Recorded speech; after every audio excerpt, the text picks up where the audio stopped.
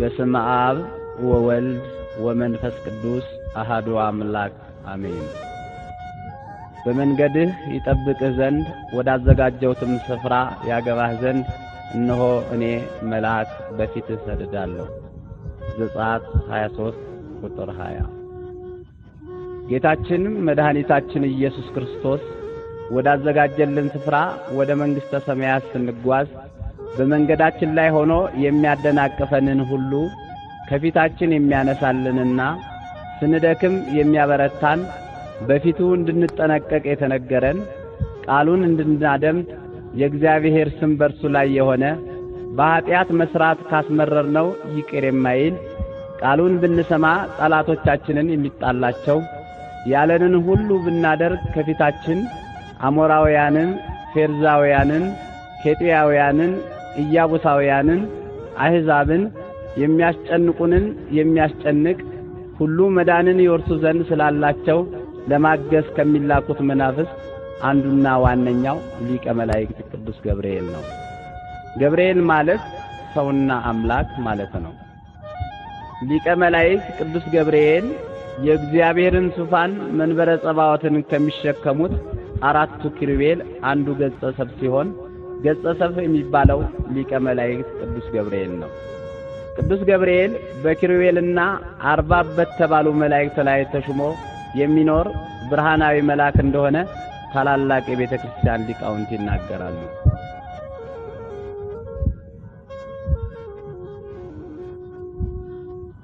ሊቀ መላእክት ቅዱስ ገብርኤል ከኪሩቤል አንዱ ስለሆነ ቅሩበ እግዚአብሔር አሐዜ መንጦላይት ሰዓሌ ምሕረት በመሆኑ እኔ በእግዚአብሔር ፊት የምቆመው ቅዱስ ገብርኤል ነኝ ሲል ተናግሯል።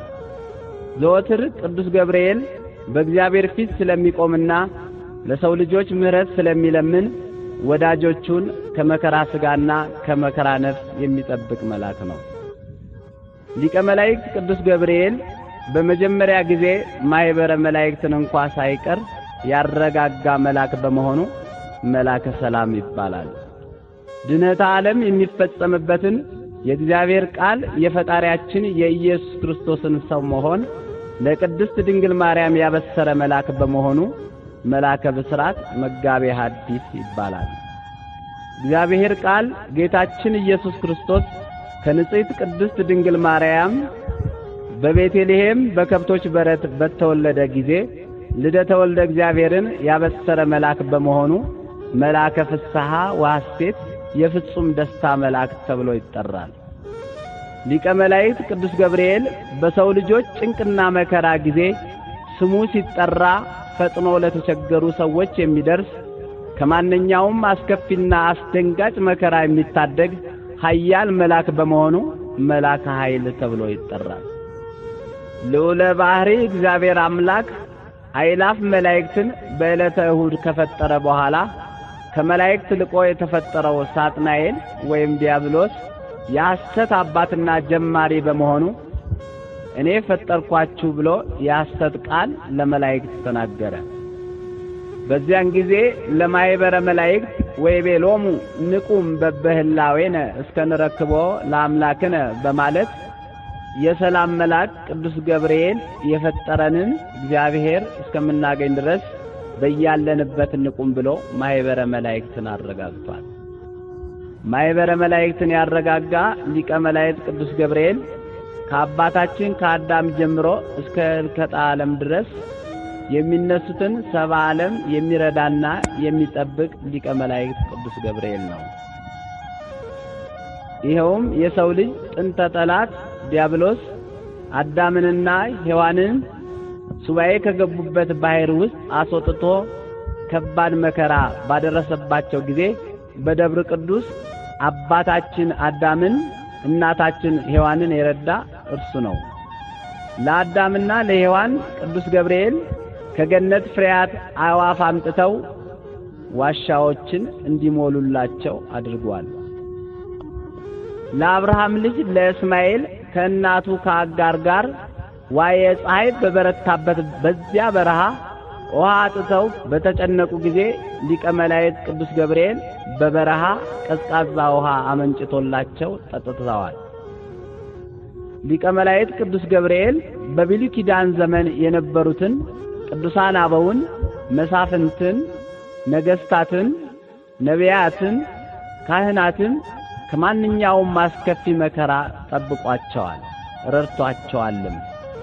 ነቢየ እግዚአብሔር ዳንኤል በአምልኮተ እግዚአብሔር በጸሎትና በስግደት ላይ በነበረ ጊዜ እንዲህ ሲል ተናግሯል። በአምላኬ በእግዚአብሔር ፊት ስለተቀደሰው ስለ አምላኬ ተራራ ስለምን ገና በጸሎት ስናገር አስቀድሜ በራእይ አይቸው የነበረው ገብርኤል ሊረዳኝ እየበረረ መጣ። በማታም በመሥዋዕት ጊዜም ዳሰሰኝ፣ አስተማረኝም፣ ተናገረኝም፣ እንዲህም አለኝ፣ ዳንኤል ሆይ ጥበብና ማስተዋልን እሰጥ ዘንድ አሁን መጥቻለሁ። ትንቢተ ዳንኤል ምዕራፍ 9 ከቁጥር 12 እስከ 24። ነቢዩ ዳንኤል ወደ ፈጣሪው ወደ እግዚአብሔር በንጽሐ ልቦና ሲጸልይ ሊቀ መላእክት ቅዱስ ገብርኤል ተልኮ መጥቶ ዳንኤልን አረጋጋው፣ ዳሰሰውም፣ ማስተዋልንና ጥበብን ሰጠው።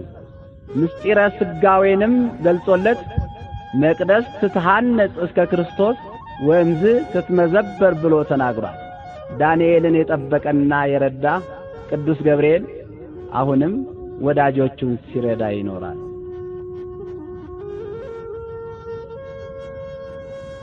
ከነቢዩ ዳንኤል ጋራ በፄዋዌ ወደ ፋርስ ባቢሎን ከኢየሩሳሌም የወረዱ አናንያ፣ አዛርያ፣ ሚሳኤል ወይም ሲድራቅ፣ ሚሳቅ፣ አብድናጎ ተብለው የሚጠሩ 3 ወጣቶች ነበሩ።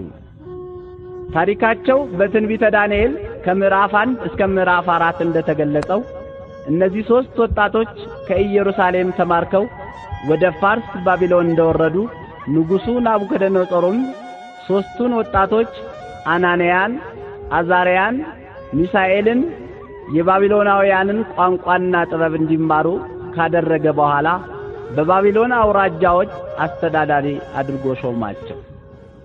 በኋላም ንጉሡ ናቡከደነፆር በፍቅረ ጣዖት ተይዞ በአደባባይ ጣዖት አቁሞ ለጣዖቱ በመንግስቱ ግዛት ያሉ ሰዎች ሁሉ እንዲሰግዱ አዋጅ ባወጣ ጊዜ ሰውም ሁሉ ለጣዖቱ ሲሰግድ 3ቱ ወጣቶች አናንያ፣ አዛርያ፣ ሚሳኤል ለፈጠረን ለእግዚአብሔር ብቻ እንሰግዳለን እንጂ ለጣዖት አንሰግድም አሉት። ለጣዖቱ ምስል ያልሰገደ ሰው በነደደ እሳት ተቃጥሎ እንዲሞት ተወስኖ ነበርና ለንጉሡ ለናቡከደነፆርም ያስተማርካቸው የሾምካቸው አናንያ፣ አዛርያ፣ ሚሳኤል ወይም ሚሳቅ፣ ሲድራቅ፣ አብድናጎ ላቆምከው ጣዖት አንሰግድም አሉ ብለው ወሬኞች ነገሩት። ንጉሡም ለጣዖቱ ካልሰገዳችሁ በዚህ አስፈሪ እሳት ተቃጥላችሁ ትሞታላችሁ ሲላቸው 3ቱም ሕፃናት በአንድነት ንጉሥ ሆይ በዚህስ ልንመልስልህ ይገባናል ብለው መናገር ጀመሩ። የምናመልከው አምላካችን ከሚነደው እቶን ያድነን ዘንድ ይችላል፣ ከእጅህም ያድነናል። ባያድነን እንኳን ላቆምከው ላንተ ምስል ለጣዖት አንሰግድም ብለው መለሱለት። በዚያን ጊዜ ንጉሡ ናቡከደነፆር እጅግ ተቆጥቶ የሚነደውን እሳት ከቀድሞው 7 እጥፍ እንዲጨምርና እንዲቦገቦግ አደረገው። የእሳቱም ነበልባል እጅግ አስፈሪ ሆነ። አናንያ፣ አዛርያን፣ ሚሳኤልን ያስሩ ዘንድ ወደሚነደው ወደ እቶኑ እሳት ይጥሏቸው ዘንድ በሰራዊቱ ውስጥ ከነበሩት ኃያላንን አዘዘ። የዚያን ጊዜ 3ቱ ሕፃናት ከመጎናጸፊያቸው ጋር በሚነደው በእቶን እሳት ውስጥ ታስረው ተጣሉ።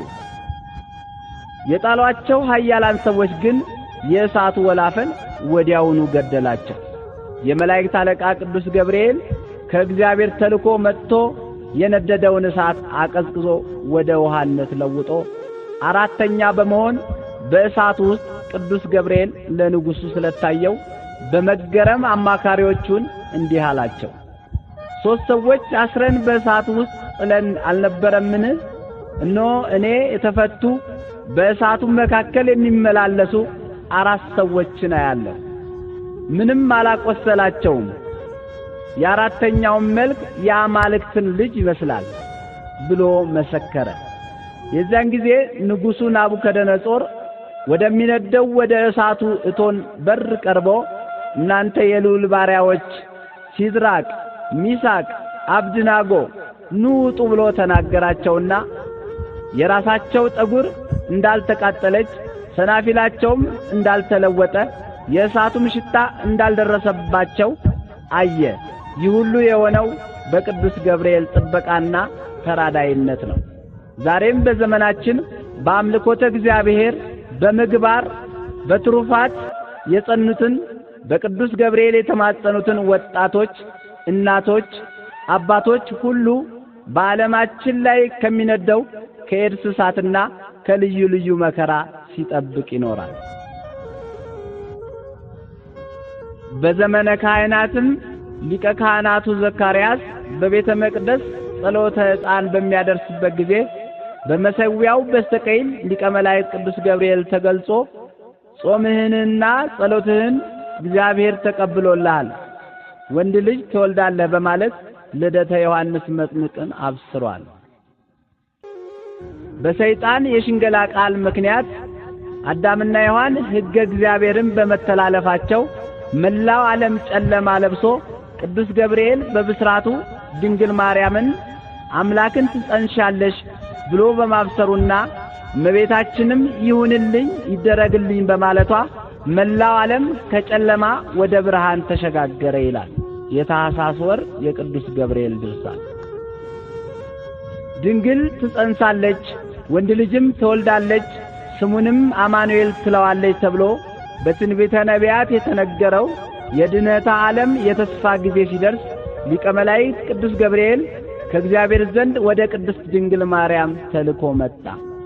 እመቤታችን ቅድስት ድንግል ማርያምም በመቅደሰ ኦሪት ሐርና ወርቁን እያስማማች ስትፈትል የቃለ እግዚአብሔር የፈጣሪያችን የኢየሱስ ክርስቶስ ልደትን አብስሯል።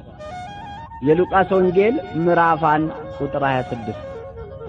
ቃለ እግዚአብሔር ኢየሱስ ክርስቶስ ከእመቤታችን ከቅድስት ድንግል ማርያም ከሥጋዋ ሥጋ ከነፍሷ ነፍስን ነስቶ በቤተልሔም በተወለደ ጊዜ መልአከ እግዚአብሔር ቅዱስ ገብርኤል በሌሊት መንጋቸውን ይጠብቁ ለነበሩ እረኞች ተገልጾ ለዓለም ሁሉ የሚሆን ታላቅ ደስታ እነግራችኋለሁ አላቸው። አትፍሩ፣ ዛሬ በዳዊት ከተማ መድኃኒት እርሱም ጌታ የሆነ ተወልዶላችኋል። ይህም ምልክት ይሆንላችኋል፣ ሕፃን ተጠቅልሎ በግርግም ተኝቶ ታገኛላችሁ በማለት አስቀድሞ ጽንሰቱን እንደተናገረ የአምላካችን የኢየሱስ ክርስቶስን መወለድ ለሰባ ዓለም ተናግሯል። ጌታችን ኢየሱስ ክርስቶስ ወደ ምድረ ግብጽ ከእናቱ ከቅድስት ድንግል ማርያም ጋር በተሰደደ ጊዜ ቅዱስ ገብርኤል ከእመቤታችን ከዮሴፍና ከሰሎሜ አልተለየም ነበር። አምላካችን ኢየሱስ ክርስቶስ በዕለተ ዓርብ በቅዱስ መስቀል ላይ በተሰቀለ ጊዜ ሰይፈ መዓቱን በመምዘዝ ሊቀ መላእክት ቅዱስ ገብርኤል ቁጣውን ገልጿል። ወሰበ ኢከላአቶ ምህረቱ ለክርስቶስ እምታጉለ ኩሉ ዓለም። የቅዱስ ገብርኤል የቁጣ ሰይፈ መዓት የክርስቶስ ቸርነት ባይከለክለው ኖሮ ዓለምን ሁሉ ባጠፋ ነበር ተብሎ የተነገረው ስለዚህ ነው። አምላካችን ኢየሱስ ክርስቶስ በመስቀል ላይ ተሰቅሎ ሞቶ በሞቱ ሞተ ኃጢአትን ደምስሶ ሞትን ድል ነስቶ በሦስተኛው ቀን መነሳቱን በመቃብረ ክርስቶስ አጠገብ ቆማ ስታለቅስ ስለነበረችው ለማርያም መግደላዊት ትንሣኤ ክርስቶስን የነገረ ቅዱስ ገብርኤል ነው። ሊቀ መላእክት ቅዱስ ገብርኤል ከፈጣሪው ከልዑል እግዚአብሔር እየታዘዘ ቅዱሳን አበው ሐዋርያትን ስፍር ቁጥር የሌላቸው ሰማዕታትን ማለትም ቅዱስ ቂርቆስን እናቱ ቅድስት ኢየሉጣን ከነደደ እሳት ከነፍር ውኃ ያወጣ እንዲሁም ከጣዕመ ዓለም ከብዕለ ዓለም ተለይተው በገዳም በበዓት የሚኖሩ ፍጹማን ጻድቃንን በየጊዜው የሚረዳና ከአጋንንት ፈተና የሚጠብቅ እርሱ ነው።